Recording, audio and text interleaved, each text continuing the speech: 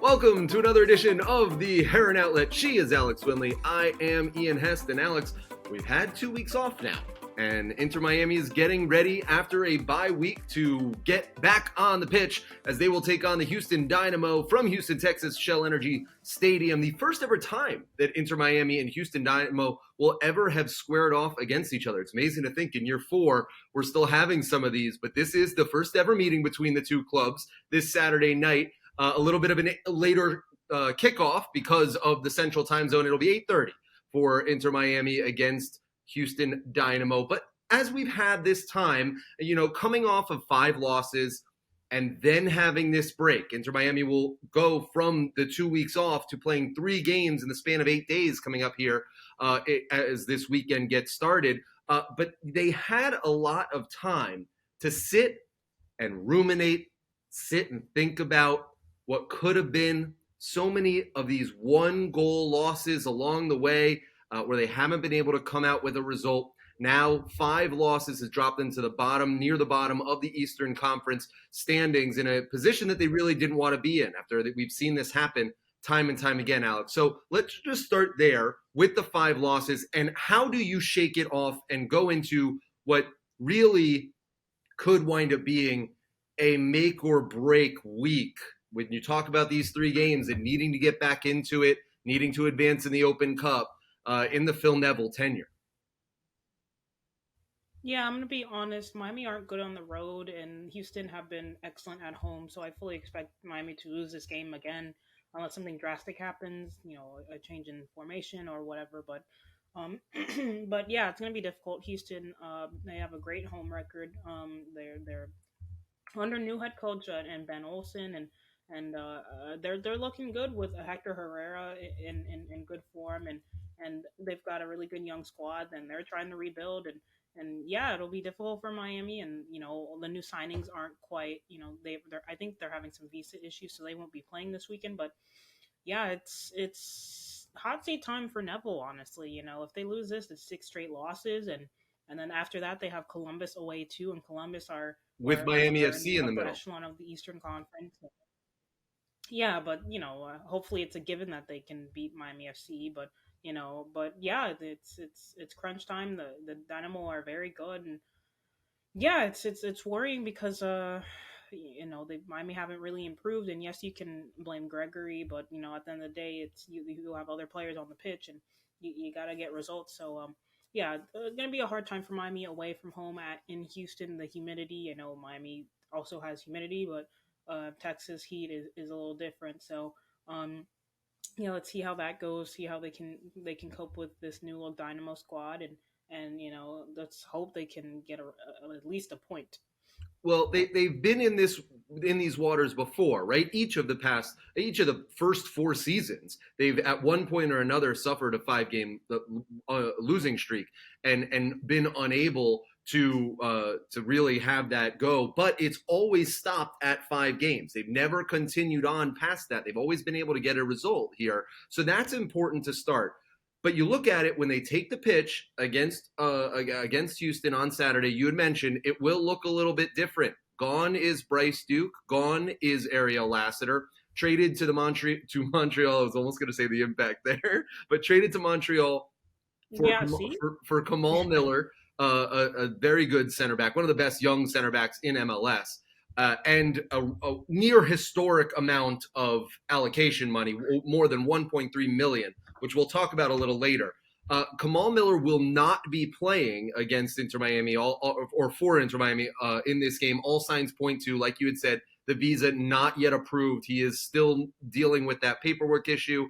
Unfortunately, in a league that is amidst 2 countries, Montreal is in Canada, so you still do need the work visas for the United States. But expect that to be done sooner rather than later. Dixon Arroyo is in training, but he's only had a couple of days. He was in the introductory press conference on Wednesday, so it's a possibility that he'll play. Let's start with Dixon Arroyo, since he is the more likely of the two to get action either this week or next week. He comes in, signed from Emelec in Ecuador, where he's played pretty much his entire career, and an interesting player in the fact that it's almost like they just searched South America for the closest replication of Gregory, and this is what you're getting. I mean, Pizarro was even joking with me yesterday that he even looks a little bit like Gregory.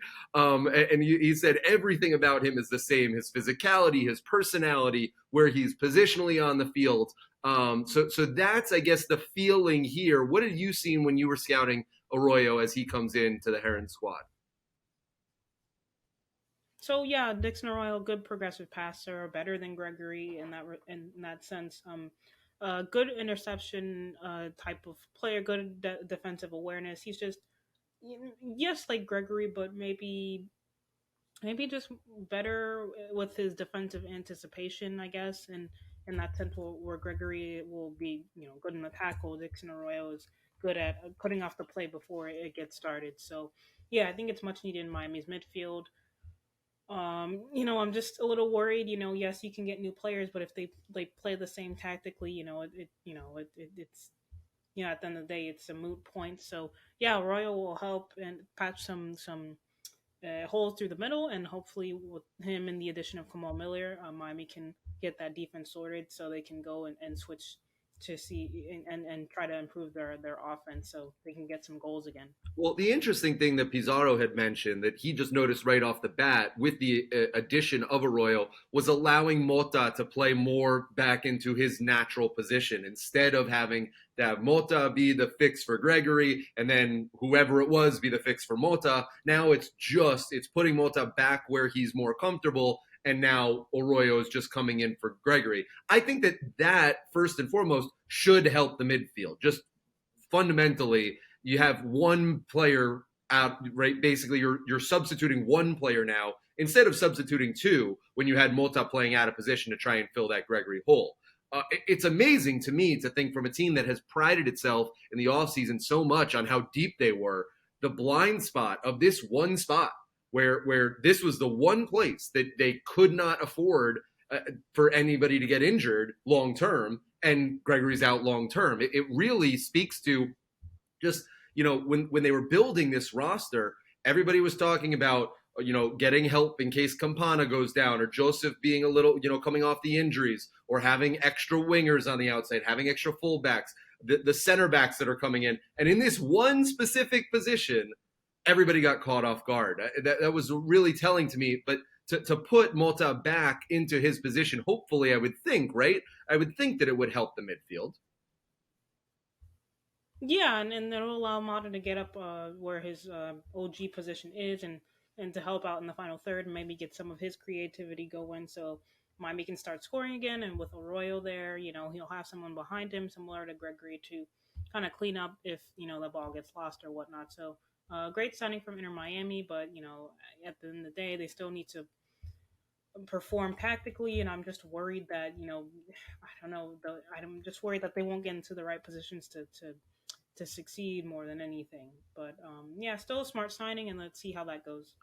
The other big trade in terms of new players was the trade of Bryce Duke and Ariel Lassiter to Montreal, like I mentioned earlier. Kamal Miller, like I mentioned earlier, still waiting on that visa. But Montreal had no problem slotting Bryce Duke in right away. He started right off the bat against DC United. Actually started more as like a right winger in that game, and looked to be all right. I mean, what you would expect from a guy who's being introduced into a new team in 48, 72 hours. What was it before he was called upon to be in it? Then they had a midweek game earlier this week where they played in the Canadian Championship game, and both Duke and Lassiter started in a 2-0 win for Montreal, both looking a little bit better if you going by the highlights. Canadian Championship, we don't necessarily get the whole games down here. But their performance looked to be better. It's interesting to see how Duke has been slotted in right off the bat with Montreal. No issue about it, where it was a bit of an influx here. Would he get the minutes? Would Uoa be getting the minutes? Would Robert Taylor be getting the minutes? And it was sort of a difficulty to fit him in. But I had asked Phil before this break about how you're going to fix this midfield. And it was interesting to me that he singled out Bryce Duke. He had said straight to me, he had said, we plan on investing around and building around Bryce Duke. And so I was very surprised when they went out and made the move. All indications, Bryce had just signed a brand new contract with the deal. The team was very much excited about his future and still is very excited about his future. So I asked him during the press conference this week what had changed in this 2-week process to now find Bryce Duke in Montreal and Ariel Lassiter in Montreal. And, Phil said, to his credit, said very directly, the deal was too good. It was too, if you look at the money that's coming in, more than $1.3 million allows them. Remember, we're still in the last year of the sanctions. And so still need some relief from that. It also allows you to get one or two good players, either at the end of this window or cough, cough in the summer. That is possible. And that this move definitely opens the door for that. There's no question about that. And you add in a 25-year-old center back, started all 3 games for the World Cup for Canada, is a stalwart for the Canadian national team, and a pretty good one at that. A big physical left center back that if you wanted to play a 3 at the back, now you have the option of doing that. Maybe you can push McVeigh, push Sergey, push some of the guys like Ryan Saylor and Babika who haven't gotten any playing time, even as Ian Frey now comes back into the mix this week, now finally fully healthy. So I think that the option there from the general manager point of view was simply, this was a young player that they got from USL, because remember they got him from the Las Vegas Lights, even though he was under contract with LAFC, for $100,000, and in a year turned him into a $1 million+ player. And if that is the cost of doing business, I think that that's good business. It is a shame that they lost one of their most talented, promising young players in the process. But Phil stuck to his guns. I know that people don't like this answer, but he said that he feels that Inter Miami will always be the type of team that will go out and get a number 10 designated player. And so it's very difficult to develop at that position when the high-profile, high-money guys are going to be 9s and 10s at this club. Whether you agree with that philosophy or not, he's sticking to that guns, and that to me is just sort of what happened with the Bryce Duke situation.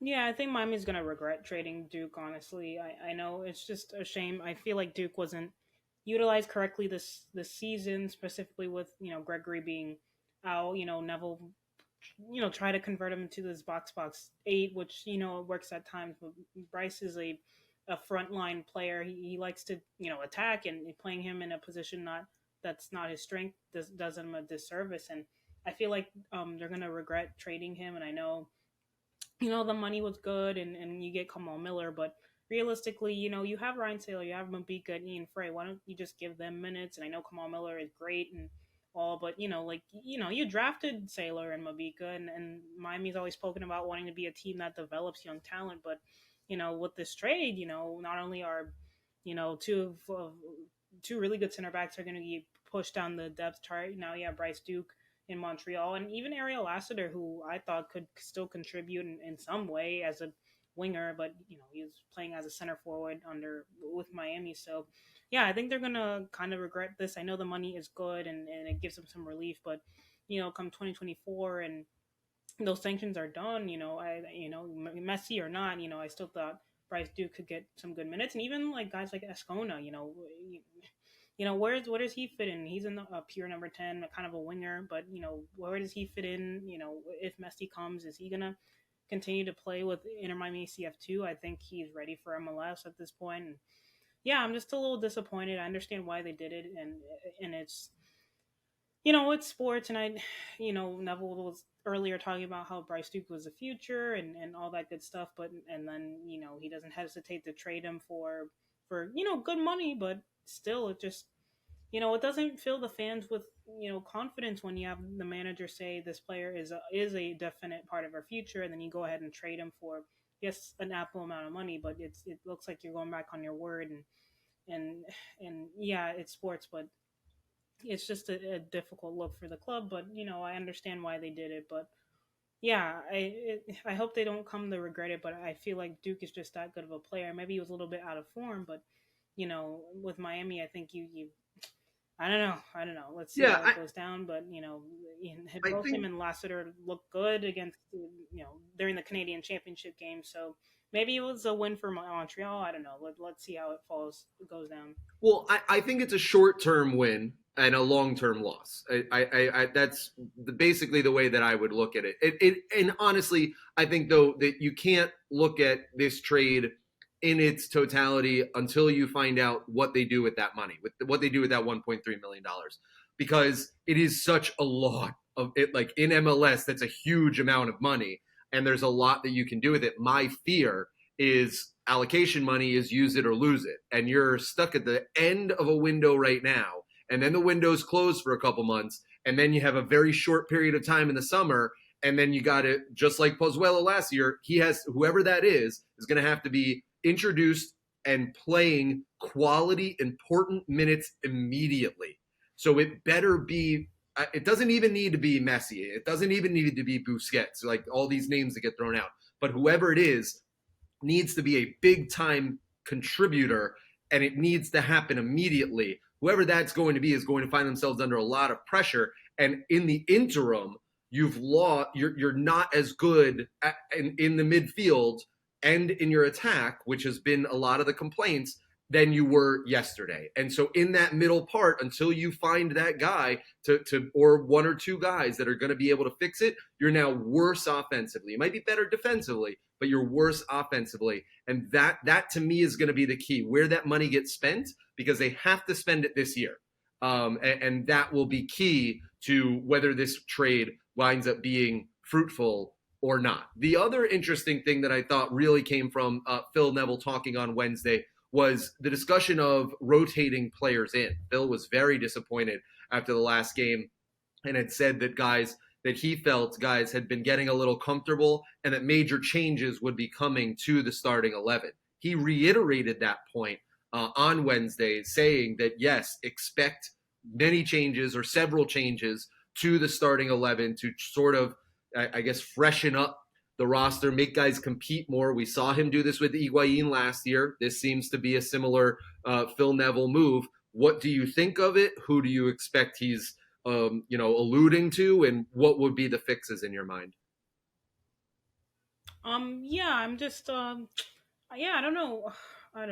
It's like you can try to motivate player. I don't know. You can motivate players as much as you can, but if they're still doing the same old crossing into the box and not really doing anything creative in the final third, then you can change all the players you want. You still won't score. And I don't think it's about more commitment. Clearly the guys are committed when we speak to them after the games and pregame, but, if they're not put in a position to succeed, then it's a lot of moot points. But sure, yeah, I think maybe Joseph will be dropped. Maybe Pizarro will come back in. I don't know, but still, like, they can come in, but, like, if they're not tactically put into a position to succeed, Miami are going to still struggle with the same thing. So yeah, at the end of the day, they need to find a system that works for all these players and works well and can get them some goals and some defensive stability. And that's why the Bryce Duke trade was so hurtful short, because Duke is that creative player, and yeah, sure, he form, but like, he could still get things going out of a hat sometimes. So yeah, I'm a little concerned tactically if they can get it together. But let's see how it goes. And I don't know if they'll switch to the back three or keep the same 4-3-1-2 thing they have going on. But they need to get it together and rather quickly. Well, this is I don't love speculation, but I will for a little bit here, because this is where I think that he might actually be talking about the wingbacks, and that changes things tactically. If he's not happy with those crosses that have been coming from Negri getting high, DeAndre Yedlin was with the U.S. men's national team in their camp. He started against Mexico earlier this week, so there's a potential of fatigue there. That I think the wingbacks you might see Harvey Neville, you might see McVay back out there. I don't know. But I think that there are options there to sort of freshen it up and maybe not play that like high, wide, low percentage crosses that have been having us scratch our heads time and time again. I think you're right. I think Schneider Borgelin probably starts and gets him some minutes. I think the kid has deserved it, frankly. He's played very well and done very well in training. So I think though that they need to figure out what they're doing with the wingbacks. I know that Franco Negri has been very exciting, with how much of the ball he's had, but it needs to be better possession. We've talked about this a lot, right? Miami's 2 wins this season were when they had less than 50% possession. Every other game, they've had more. Sometimes they've even had 2/3 possession, and it's not translating to good possession. That's why I think maybe just you, because you love tactics, I think tactically maybe you switch it out with the wingbacks and see what a different style of play might provide. Yeah, yeah. Let's see how that goes, and maybe the wingbacks are the key. Maybe they'll switch to a 5-3-2, get the wingbacks going, so it's a 3-5-2. Both Campana and Joseph starts. Arroyo. I think Robert Taylor slots in, John Mata, and the wingbacks with Yedlin, maybe Harvey Neville, and then the back three with I think maybe Saylor gets to start, and then Kristoff and McVay. So yeah, let's see how that goes, and maybe you can work against this Dynamo team. But the Dynamo are still very good at home, and will continue to push, and they have that home crowd with them, and yeah, let's see how that goes. But yeah, I don't know. They just need to stick with the system and work on it, and try some things different formation wise, not formation wise, but personnel wise, and tactically, and see if they can just get some excuse me goals going.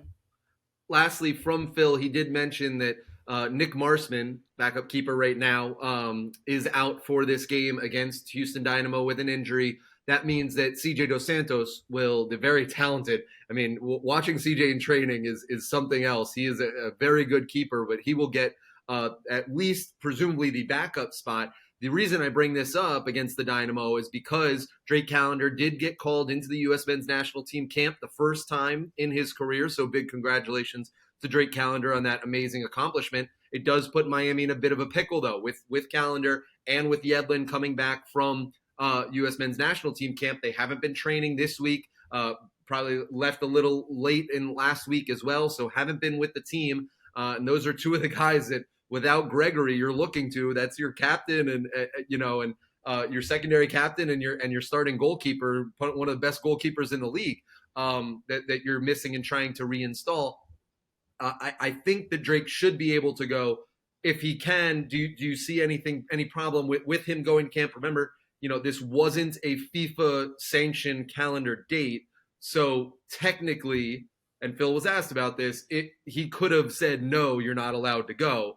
And Phil basically said, if I said no to Drake Callender leaving on his first ever time getting a national team call up, like, I'm in big trouble. You can't be doing that. So Drake comes back. Do you expect any fatigue, or just the great Drake that we've seen to start this year? No fatigue. He didn't play, and of course he was practicing. So I fully expect him to come back and start. Really.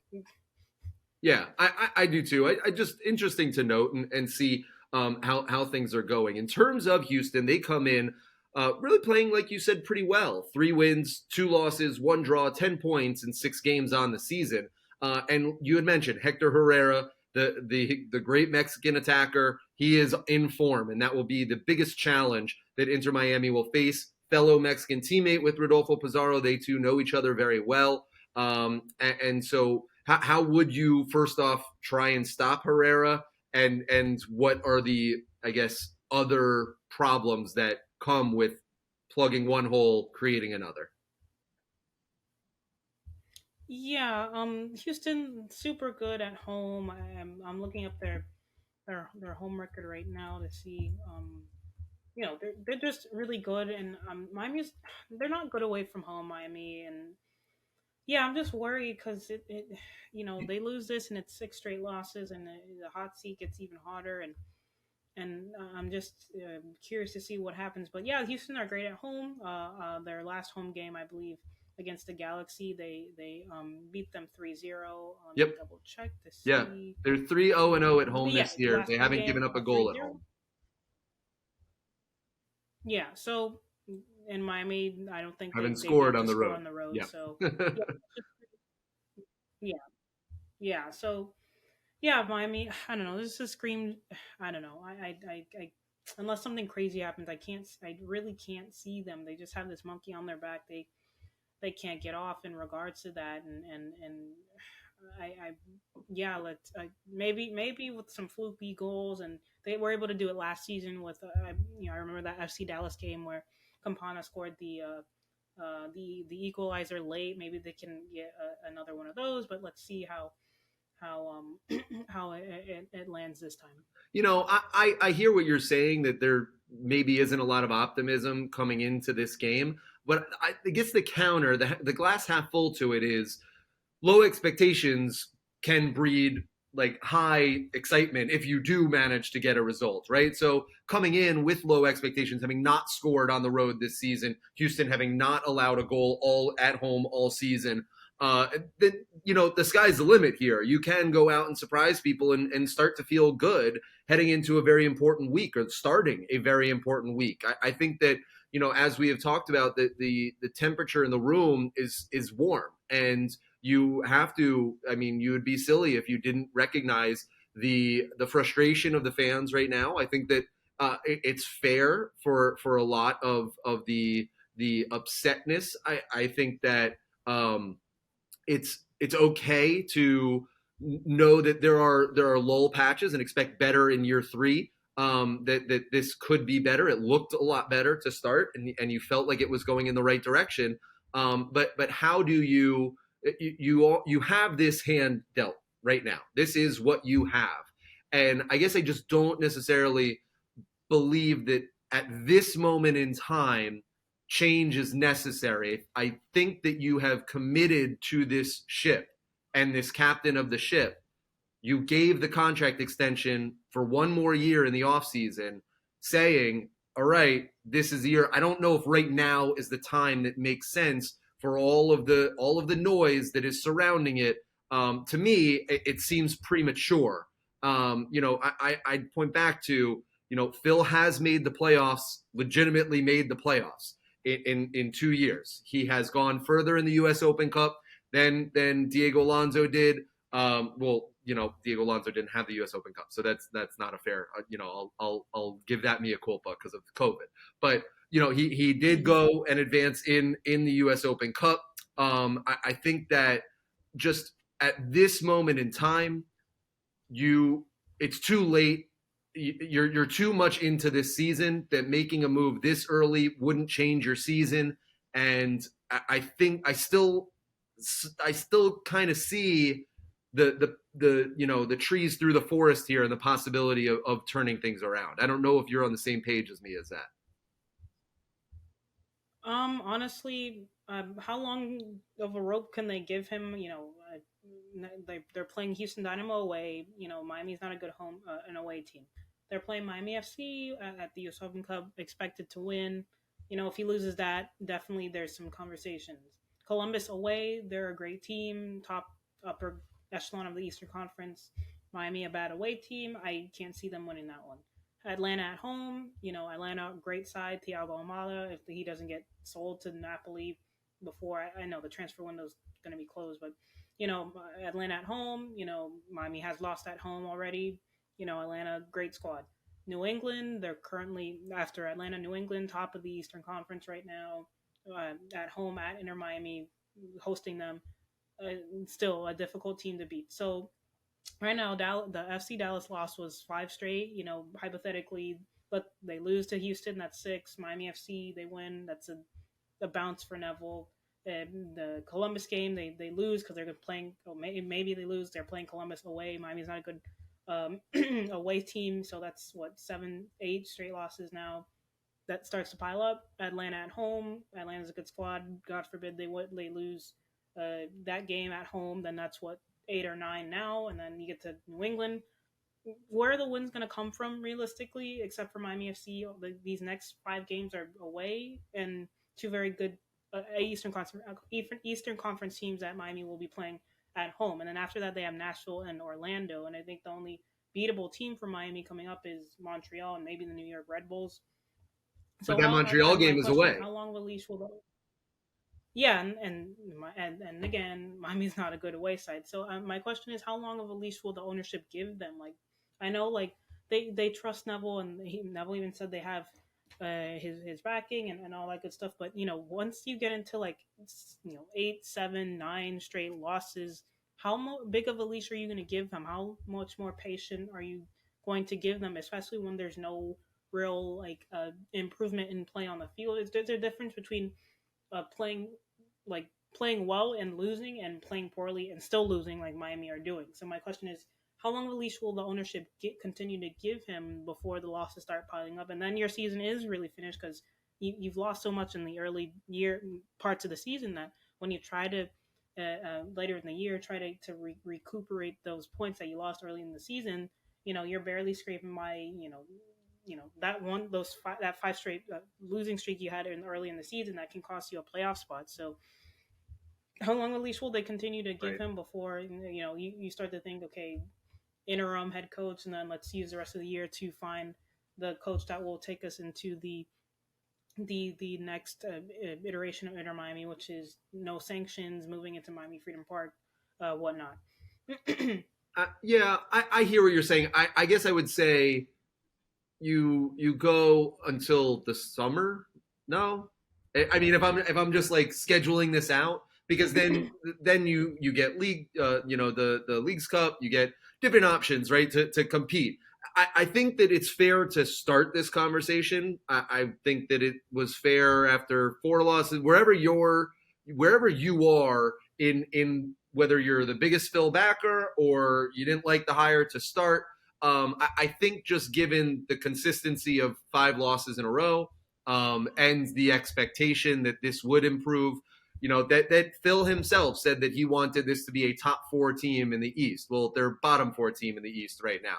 So I think that, and we're almost 2 months into the season. So I think at this point it's fair to have the conversation. I'm glad that we're starting it. I do still believe that they can turn it around. I am not jumping off the boat yet, but it is interesting to see where people are in this. I do think a good barometer will be Miami FC, because you remember last year that game was far from easy for Inter Miami, and it is a chance for Miami to play a game, in Dade County, get down there, and hopefully get some fans out. That would be very nice to have a lot of fans show up in Miami, make you feel confident about where this team is going as it's heading into Freedom Park. That I think that would be a great opportunity to showcase for the fans the belief. Now, what happens when fans get frustrated? They tend to be a little bit apathetic, not want to show up. So there is this balancing act here. But let's talk about Miami FC and this Open Cup game, because I do think that is a very important one. Miami needs to do better and advance further in this competition this year. And they have a similar draw, so you'd hope to get past this, and eventually down the road in the round of 32, you're going to face one of the southeastern teams, whether it's Orlando, whether it's Atlanta, whether it's Charlotte. You're going to face one of those, and I think that's going to be when the big test comes. But you do need to get over this hurdle first. I would say if you can get 2 of the 3 this week, that's a huge win, with one of them being the Miami FC game. Yeah, and they need to win that Miami FC game. It's going to be another packed game. It should be really fun to cover again, and yeah, I'm intrigued to see Miami FC are going through similar troubles. I know that they're not doing too hot in USL. I think they're let me double check the standings real quick. They're they're 11th in their conference, 4 points through 6 games played. Yes, 4 points through 6 games played. So they're going through similar troubles. But Inter Miami have more quality, and that's just a financial gap between USL Championship and MLS. So I fully expect Miami to win this game. Last year's game, they did struggle. They didn't score that goal until like the 80th minute or quite late. So, and for some reason I don't think this game will be similar. I think Inter Miami will win it comfortably, actually. Hopefully, and maybe that can give them that confidence boost to go into that next game against Columbus and try to get a point there. But yeah, it is imperative for them to win to get the fans something to hold on to during this difficult time, and to kind of leave their mark in Miami-Dade proper before the Mellory's construction starts and all that good stuff. So yeah, it'll be intriguing to see how Miami FC sets up, and the rivalry is still there, and I'm curious to see how that holds up. Alex, before we go, I just want to talk about Inter 2 real fast. They returned home from an extended road trip that didn't go as great as they probably had planned. They now sit 4 games into the season, 1 win, 3 losses, only scored 3 goals. One came in the opener. The other one came in a 2-1 win over Philadelphia. They haven't scored in the past 2. That game against Crown Legacy, which is Charlotte's new MLS Next Pro affiliate, didn't look great. You had Schneider up top. You had Eddie Ascona play. Kramashi played as well. Cole Jensen, his first game in goal, was a 3-0 defeat. Izzy Boatwright was on the right as well, I think, in that game. Lawson Sunderland started as well, that a guy that I know everybody's very high on as well. I guess now with returning home, that game being Sunday evening, it'll be at Drive Pink Stadium on Sunday evening. Are you looking for some of these guys to be called up?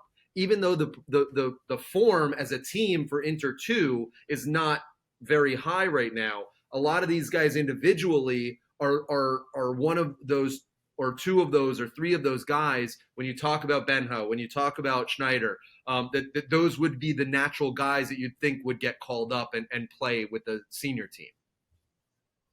Yeah, of course. I think Kramaski, Schneider, Borgelin, even maybe, if Yedlin can't go, maybe an Israel Boatwright can get. I think it's like those 3-day contracts that, I don't know the specifics, but those 3-day contracts. Maybe Israel Boatwright can get some minutes if Yedlin's not able to go, because he went a full, I don't know, full 90. He went pretty long against Mexico last night.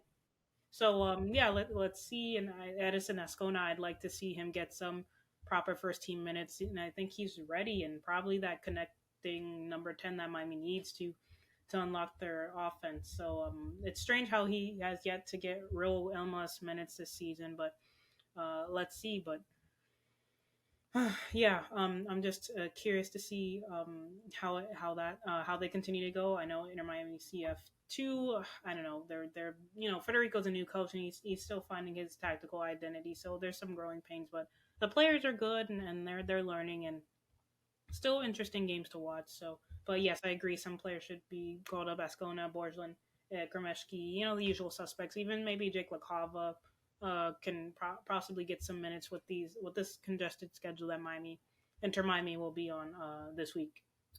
As we get ready to head out here, Alex, some big announcements this week that the Gold Cup is coming to Drive Pink Stadium. 13 games will be played in Fort Lauderdale at Drive Pink Stadium. The entire prelim tournament that will start on Friday, June 16th and Saturday, June 17th. There are 3 pods of 4 teams that will each play their total way through. So 3 teams will earn a berth, 12 countries playing in that. Trinidad and Tobago being one of them, Martinique being one, Curacao being one that may be the favorites in there to advance into the main tournament. So the prelim tournament will be Friday the 16th and Saturday, June 17th. Those final games will be Tuesday, June 20th, before we head into that weekend, the main Gold Cup tournament, where Drive Pink Stadium will also host 4 games. One will be from Group A, that'll be Nicaragua against the winner of Prelim 9, so one of those. Also in Group C, you'll get El Salvador versus the Prelim of 8, and probably the game of Group C, maybe the game of the first round, one of the best games of the first round, on Monday, June 26th at 8:30. It's Costa Rica versus Panama in Drive Pink Stadium in Fort Lauderdale. That's going to be a very good one. And the last game will also be a good one. Tuesday, June 27th, that game at 8:45, Guatemala against Cuba, which is a great game as well. Very excited to watch my Guatemala team in that one. It is a tough time right now for Inter Miami, Inter Miami fans. We understand that, but 3 big games heading your way this week. You can find it all the coverage here at the Heron Outlet. You can follow us on Twitter, on Instagram. Subscribe on Spotify, Apple Podcasts, Google Play, wherever you get your podcasts. You can subscribe to the YouTube channel if you're watching us here. Click that subscribe button, or you can subscribe to our Substack, theheronoutlet.substack.com. Oh, and TikTok. I always forget the TikTok and the Twitch stream. You can find us there as well. For Alex Winley, For our producer Andres, I am Ian Hess. This is the Heron Outlet, and we'll see you back here this time next week.